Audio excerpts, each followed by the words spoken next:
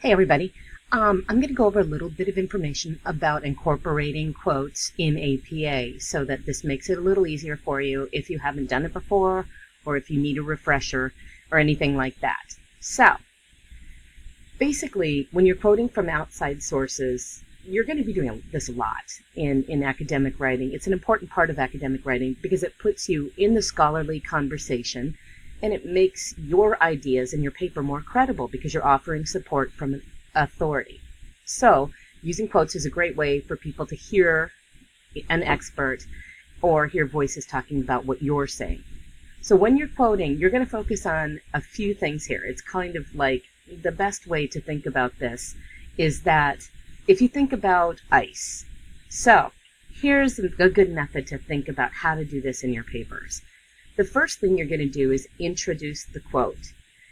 Then you're going to explain its relevance, and then you're going to cite the sources. So when you think about those three pieces and how you can incorporate them, ICE is a really good kind of acronym for how you can go about doing this and to make sure that you do each part. So first you introduce, then you cite, and then you explain. That's your I, C, and E. This is a great way to look at how to handle direct quotes as well as paraphrases and summaries. So let's look at I. First, we're going to introduce the quote. We do this with a signal phrase that lets your readers know that you, as the author, have stopped using your own ideas and are going to show somebody else's. So, for example, you would say, in her essay, The Crummy First Draft, Leckerkirk argued that, or Macandra Clare Jones, 2015, celebrated poet and author, wrote, or finally, in his textbook, Information Literacy, Mosler, 2015, argued. Now, a couple of things I want to show you. We've got the introductory phrase here. We have in her essay, Crummy First Draft. There's our little introduction. Then we have the citation, which is the last name and the year. And then we have the explanation. Now, I do want to point out that each of these has this pattern. And in this case, you've just moved the I a little bit. The introduction is celebrated poet and author. So you can see that there's a little flexibility here. What isn't flexible is that APA wants you to write in past tense. So your verb is going to be argued, not argues, wrote, not writes. Do you see? So that is what's necessary for APA. Now, after this, you're going to cite the source. Now, for the citations, you're going to use, excuse me, you're required to include the author's last name, the date of the publication, and if you're going to have a direct quote is one that you take the words exactly and you put them in quotation marks, then you're going to need the page number on which the quoted passage appears.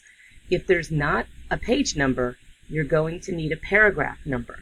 So if you're using a web page or something like that, you'll look up the paragraph. So you can see this play out too for the citation.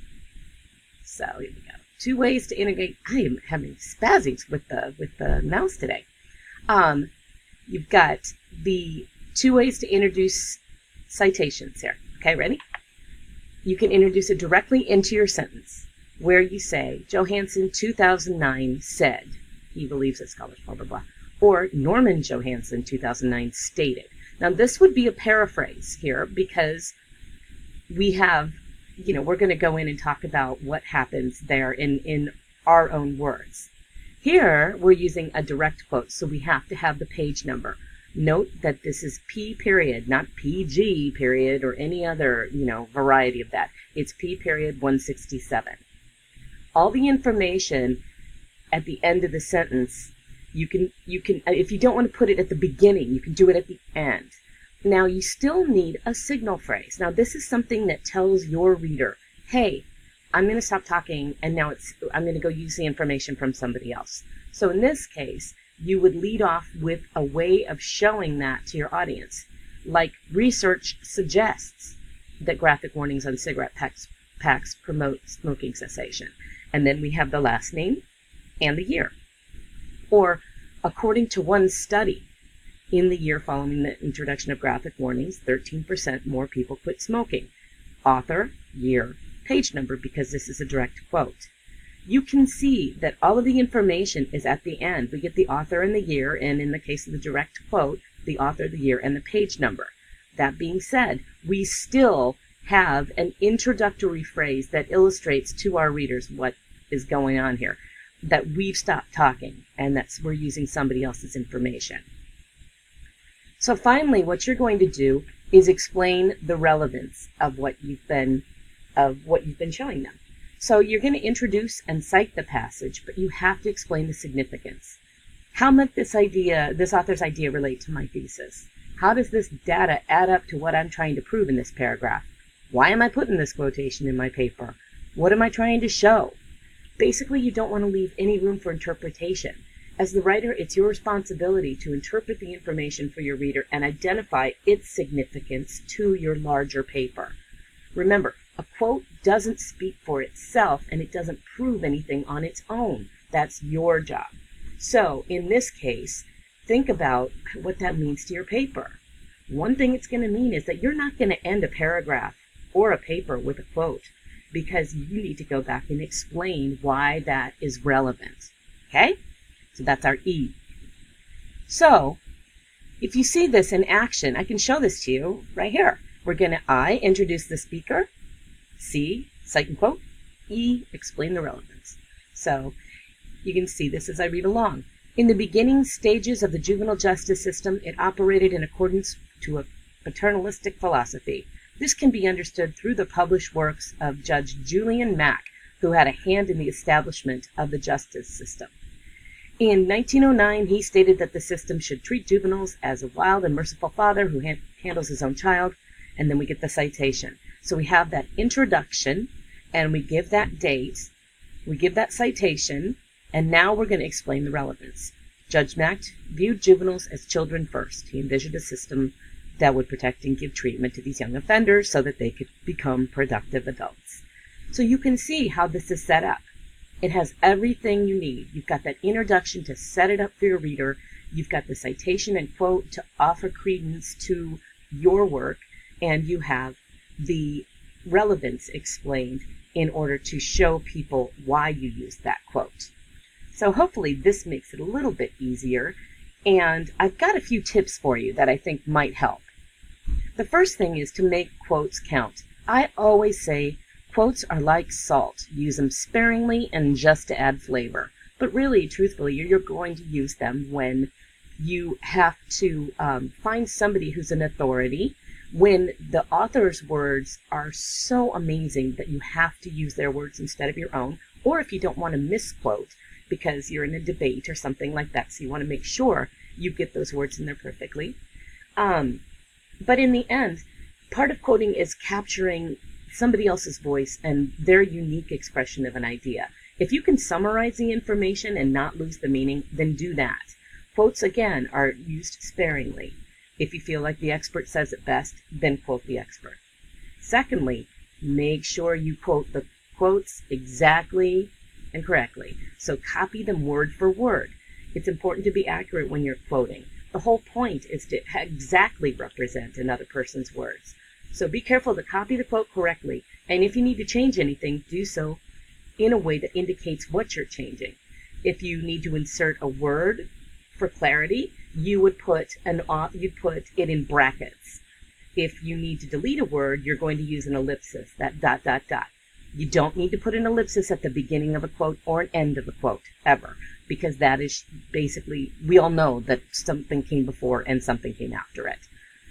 Finally, because you're writing the paper, your words should begin and end a quote. Failure to have that happen. So make sure that you look at your paper and that you introduce the work. Avoid beginning paragraphs with a quote. Instead, start with your idea and create a topic sentence. Also, avoid ending paragraphs with a quote. Again, you may analyze it prior to the end of your sentence and conclude that its meaning informs your point, but use your words first. Quotes work for you, not the other way around. And a big, fat paper filled with quotes, that's not going to get you the grade you want. So, on to that, keeping your quotes short. You don't want to do this and just to fill the page. You don't want to use it as a tactic to fill the page. For one, it's super obvious, and teachers all know that what you've done, so don't do it. It's a rookie trick. Secondly, you want your paper to be written in your words. It's your paper. So as a general rule of thumb, you try not to use more than 15% in quoted material. Now that's just a number. I'm not going to sit there and figure it out. But you just use the quotes as you need them, keeping them as brief as you can, and making sure that you only use them when you really need them. And finally, block quotes. If you quote something that's 40 plus words, there's a different way of handling these. So make sure you look that up in your APA style manual. You don't put quotation marks around a quote that is 40 plus words. You basically set it off with a colon, and then you block it in. You indent both sides. So we'll go over that. It's also on your Comp Basics handout. So take a peek at that. So overall, I hope this helps you, and I'm going to give you a handout that I think is great that shows quotes being integrated in 4 different ways, and I think it will help kind of reinforce what I've said here. So if you need any more information on this, definitely just reach out to me, and I can give you some job aids or whatever you need. But your style guide is going to be your right hand for this thing, and I'm going to be your left. I don't know what I'm going to be. So hopefully that helps you a lot. And if you have any questions, just reach out to me. Have a great day.